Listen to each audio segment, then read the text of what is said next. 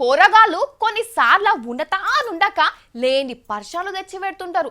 జర్రంత సేపట్లనే చెమటలు తెప్పించి ఆగం చేస్తుంటారు. గీ పోరాడు కూడా అట్లనే లేని తక్లీఫ్ తీసుకొచ్చిండు. కానీ ప్రాబ్లంని కూడా ఎంత సింపుల్గా సాల్వ్ చేసిండ్రో. పోరగాళ్ళు ఉన్న జాగాలు ఉండరు, కాళ్లకు పయ్యలు పెట్టుకున్నట్టే ఉరుకులాడుతుంటారు. అట్లనే ఆడుకుంటా గీ గుండు బుడ్డోడు గేటు ఊసలల్ల తలకాయ ఇరికించుకున్నాడు. ఇక ఇంట్లోళ్లకు విన్నట్ల చూడంగానే పానం జల్లు మన్నది పాపం.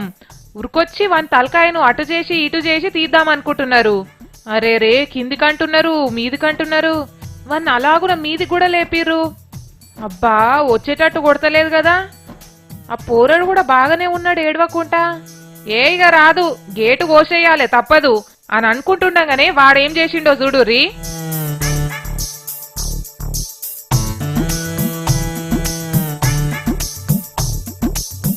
నీ పోరడు చల్లగుండా జర్రసేపట్ల ఎంత అగం పట్టించిండు. అయితే వీడు ఇట్లా పోయిండు అన్నమాట లోపటికి.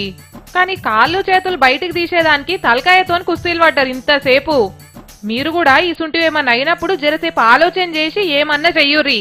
పెద్ద పెద్ద తాళాలు కూడా చిన్న తాళం చేతులతోనే తెరుచుకుంటాయి. అట్లనే చిన్న ఐడియాతోని సమస్య కూడా సాల్వ్ అవుతుంది.